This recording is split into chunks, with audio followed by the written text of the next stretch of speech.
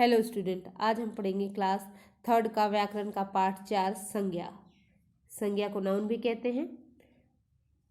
किसी भी प्राणी, वस्तु, स्थान, भाव आदि का नाम अवश्य होता है और उस नाम को ही संज्ञा कहा जाता है। किसी भी प्राणी, वस्तु, स्थान और भाव आदि का नाम अवश्य होता है और इस नाम को ही हम संज्ञा कहते हैं या नाम बताने वाले शब्दों को हम संज्ञा कहते हैं या कहा जाता है। जैसे उदाहरण स्वरूप कुछ चित्र दिए हुए हैं और इस चित्र में प्राणी, वस्तु, स्थान और भाव सबके नाम दिए हुए हैं और ये जितने भी नाम दिए हुए हैं वो सारे शब्द संज्ञा हैं। तो चलिए देखते हैं चित्र में जो नाम दिए हुए हैं। पहला है पेड़, दूसरा है हरियाली, हिमालय, बादल, सूरज, झरना, विद्यालय। ये जितने भी आपने अभी तक नाम देखे हैं वो संज्ञा शब्द है। घर, बचपन, पुल, कार, तालाब,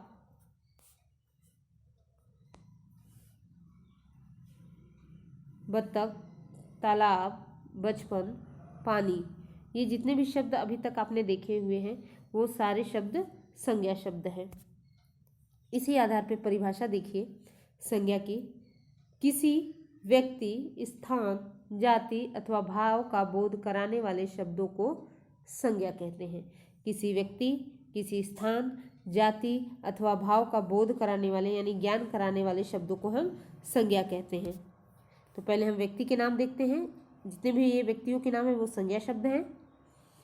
व्यक्ति के नाम, चित्र भी दिया हुआ है, उनके नाम के चित्र के नीचे उनके नाम लिखे हैं। जैसे ये चित्र, पहला चित्र के आगे नीचे लिखा है नरेंद्र मोदी, दूसरे चित्र के आगे लिखा है, नीचे लिखा हुआ है APJ अब्दुल कलाम, तीसरे चित्र के नीचे लिखा है अमिताभ बच्चन और चौथे चित्र के नीचे लिखा है गुरु नानक देव।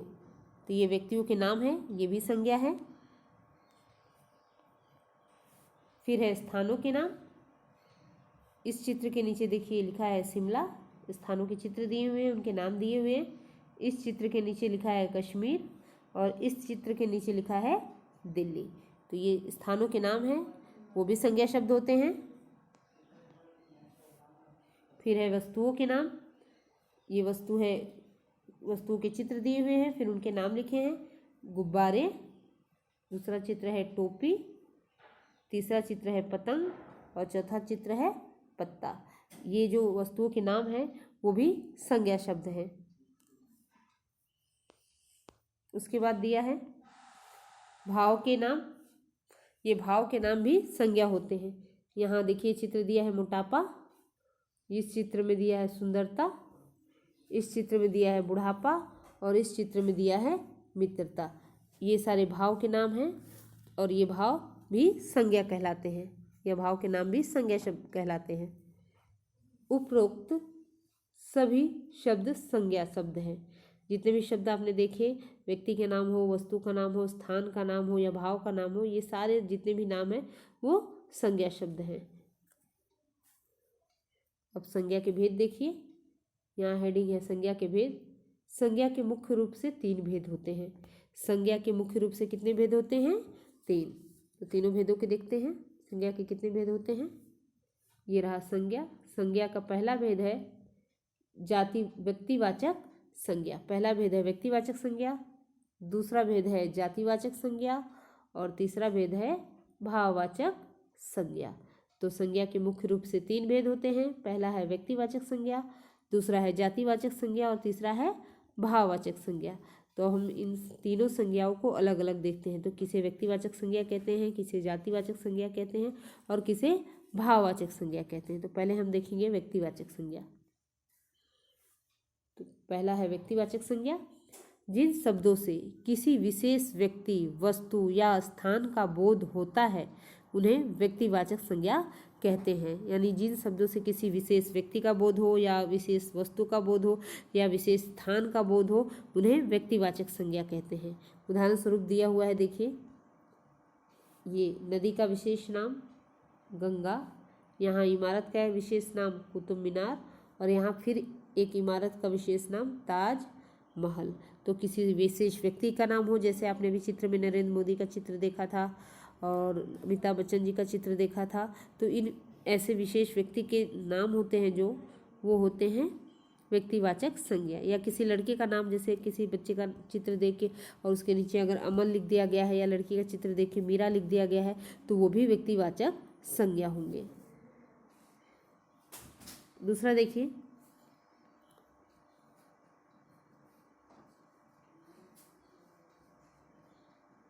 जातिवाचक संज्ञा। जिन शब्दों से किसी वस्तु या प्राणी की संपूर्ण जाति का बोध होता है उन्हें जातिवाचक संज्ञा कहते हैं।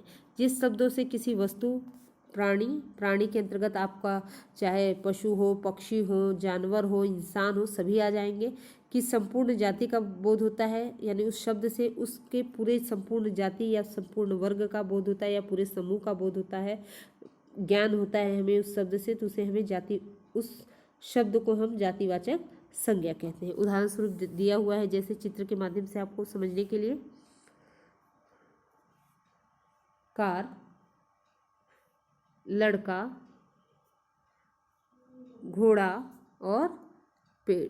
पहले उन सबके चित्र दिए हुए, फिर उनके नाम लिखे। जितने भी ये नाम, कार, लड़का, घोड़ा और पेड़, ये सारे शब्द जातिवाचक है, क्योंकि ये शब्द अपने पूरे संपूर्ण, इस शब्द द्वारा हमें पूरे उसके संपूर्ण जाति का बोध हो रहा है। घोड़ा कहेंगे तो पूरे घोड़ा कहने पे आपको घोड़े का आकार, प्रकार आपको समझ में आता है। पूरे घोड़े के जब संपूर्ण जाति, उस जानवर की जाति का बोध हो जाता है। पेड़ कहेंगे तो आपको पेड़ का बोध हो जाता है, कि कोई भी पेड़ हो उसकी जाति का बोध हो जाता है। लड़का कहेंगे तो लड़के का संपूर्ण जाति का बोध हो जाता है, यानी लड़का, आपको लड़का शब्द कहने के बाद उसका लड़के का आकार, प्रकार, छोटे बच्चे का सब कुछ संपूर्ण बोध उस शब्द से ही हो जाता है।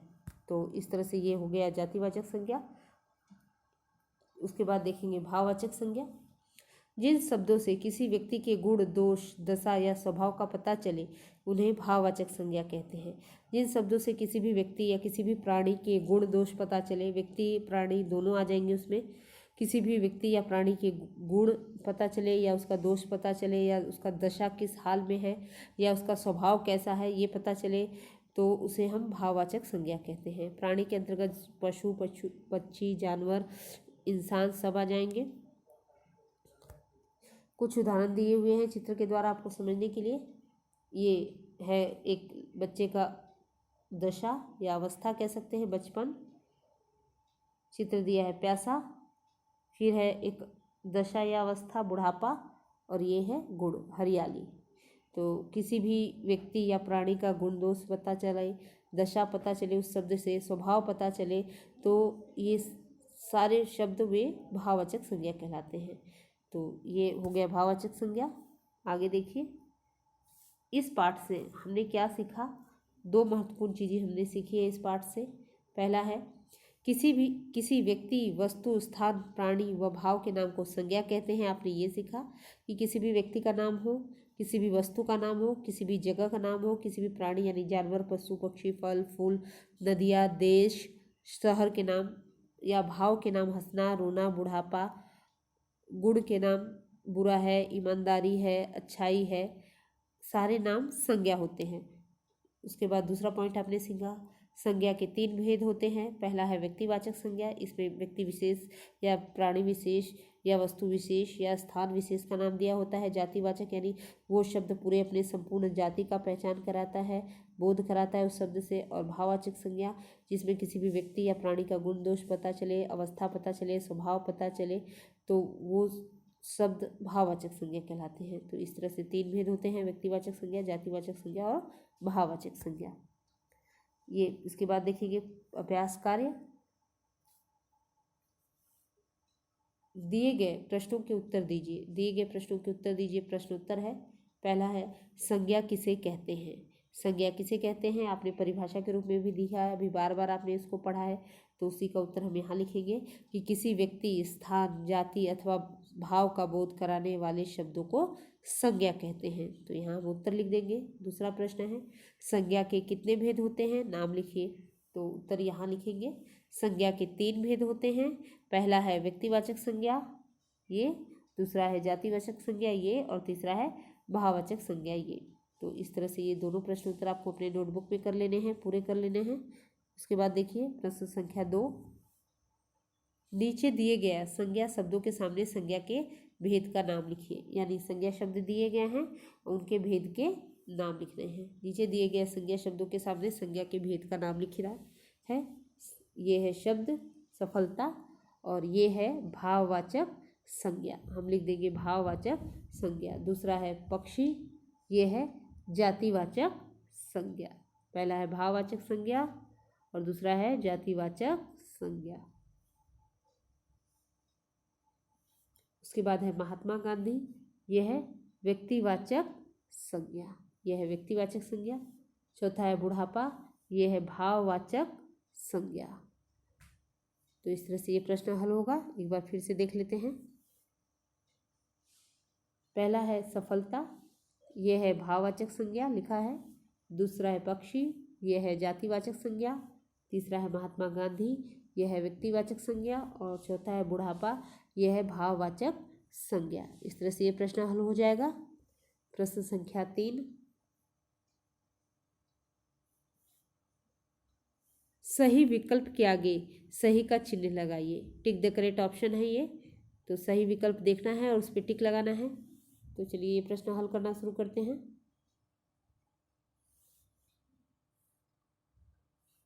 पहला देखिए, निम्न में से संज्ञा शब्द नहीं है। 3 विकल्प दिए हैं, उसमें से कौन सा शब्द संज्ञा शब्द नहीं है? पहला है दूध, दूसरा है नगर और तीसरा है उन्होंने। तो कौन सा संज्ञा शब्द नहीं है? उन्होंने। ये शब्द संज्ञा शब्द नहीं है, तो सही विकल्प होगा उन्होंने।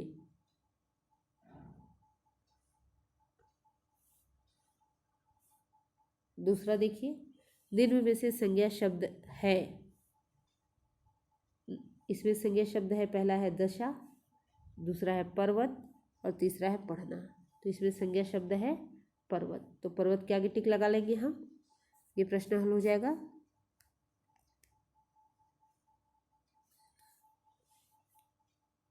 उसके बाद तीसरा देखिए, ईमानदारी अच्छा गुण है, इस वाक्य में भाववाचक संज्ञा कौन सी है?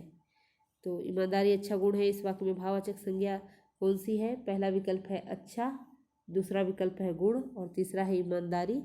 तो राइट उत्तर है ईमानदारी, यह है भाववाचक संज्ञा। इसमें घ का देखिए, इनमें से भाव कौन सा है? 3 विकल्प दिए हैं, इसमें से जो भाव होगा उस पर हमें टिक करना है। पहला है मोर, दूसरा है चावल और तीसरा है प्रेम। तो ये प्रेम जो शब्द है ये भाव है, तो ये प्रेम शब्द पे हम टिक लगा लेंगे उसके आगे। तो इस तरह से ये प्रश्न पूरा हो जाएगा। एक बार हम पुनः देख लेते हैं। क वाले में हमने टिक लगाया है उन्होंने पर। ख वाले प्रश्न है जो निम्न में से संज्ञा शब्द है, वो है पर्वत शब्द पे टिक लगाया है। ग वाला है ईमानदारी अच्छा गुण है, इस वाक्य में भाववाचक संज्ञा कौन सी है? तो हमने ईमानदारी पे टिक लगाया है। और घ है इनमें से भाव कौन सा है? तो हमने प्रेम शब्द के आगे टिक लगाया है। तो इस तरह से ये प्रश्न हल हो जाएगा। आगे देखिए, प्रश्न संख्या 4, इन वाक्यों में संज्ञा शब्दों को रेखांकित कीजिए। वाक्य दिए हुए हैं, उसमें हमें संज्ञा शब्दों को रेखांकित करना है। पहला है शेर जंगल का राजा है, इसमें हम शेर पे अंडरलाइन करेंगे, जंगल पे अंडरलाइन करेंगे और राजा शब्द के नीचे अंडरलाइन करेंगे।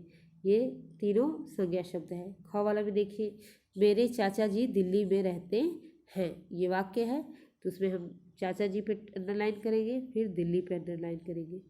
तो इस वाक्य में 2 संज्ञा शब्द है। तीसरा है अक्षरधाम मंदिर दिल्ली में है, ये शब्द वाक्य दिया हुआ है, इसमें अक्षरधाम पे हम अंडरलाइन करेंगे, मंदिर पे और दिल्ली में, दिल्ली 3 शब्द इसमें भी संज्ञा है। चौथा घ देखिए, वर्षा होते ही चारों तरफ हरियाली हो गई, ये वाक्य दिया हुआ है और इसमें संज्ञा शब्द है हरियाली। तो इस तरह से ये प्रश्न पूरा हो जाएगा। अब देखिए प्रश्न संख्या 5, निम्नलिखित संज्ञा शब्दों को छांटकर उचित स्थान पे लिखिए।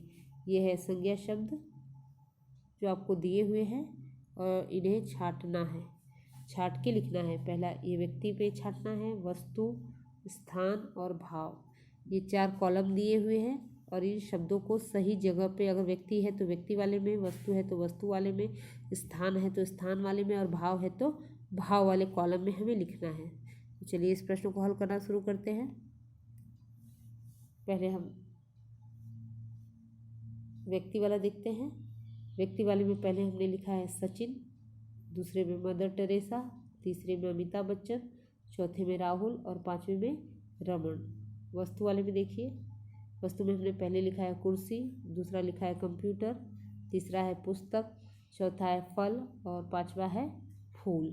स्थान वाले में देखिए, पहले हमने लिखा है मथुरा, फिर दूसरा है आगरा, तीसरा है हरिद्वार, चौथा है मुंबई, पांचवा है लखनऊ। और भाव वाले में हमने पहले लिखा है गर्व, दूसरा है लड़ाई, तीसरा है मिठास, चौथा है सफलता और पांचवा है अच्छाई। तो इस तरह से ये प्रश्न पूरा हो जाएगा। हम चुन चुन के सारे कॉलम में लिख देंगे शब्दों को।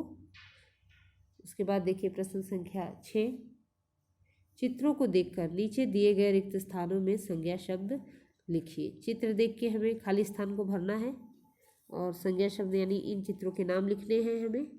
तो चलिए पहला देखते हैं। चित्र, ये है चित्र। भौंक रहा है, ये आपकी पुस्तक में लिखा हुआ है। चित्र देख के हम उसका नाम लिखेंगे।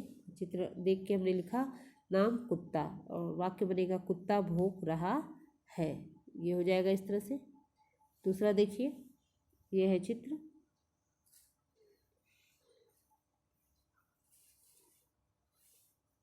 ये है चित्र, पेड़ पर बैठा है, ये लिखा हुआ है और इस चित्र को देख के इसका नाम लिखेंगे बंदर।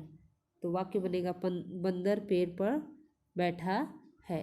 तो इस तरह से ये प्रश्न पूरा हो जाएगा। तीसरा वाला देखिए चित्र, ये है घोड़ा, चित्र है।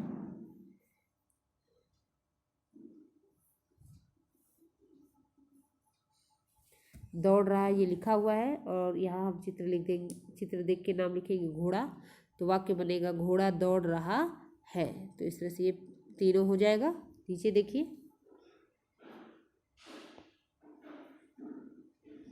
ये चित्र देखिए, हंस रहा है, लिखा है पुस्तक में। इस चित्र को देख के हम उसका नाम लिखेंगे लड़का और वाक्य बनेगा लड़का हंस रहा है। उसके बाद देखिए, ये चित्र, यहाँ दो खाली स्थान है, उसको दोनों को फिल करना है हमें। दोनों खाली स्थान को भरना है। पहले में दिल्ली लिखेंगे, दूसरे में चूहा। तो बिल्ली ने चूहा पकड़ लिया, बिल्ली ने चूहा पकड़ लिया। हो जाएगा ये भी प्रश्न। ये देखिए, खाली धीरे धीरे चलता है, ये पुस्तक में लिखा है धीरे धीरे चलता है और ये खाली जगह पे हम लिख देंगे हाथी। तो पूरा वाक्य बनेगा हाथी धीरे धीरे चलता है। तो इस तरह से ये भी प्रश्न पूरा हो जाएगा।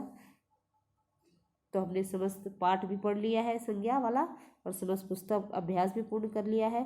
तो आज के लिए बस इतना ही। मिलते हैं नेक्स्ट क्लास में। Thank you class.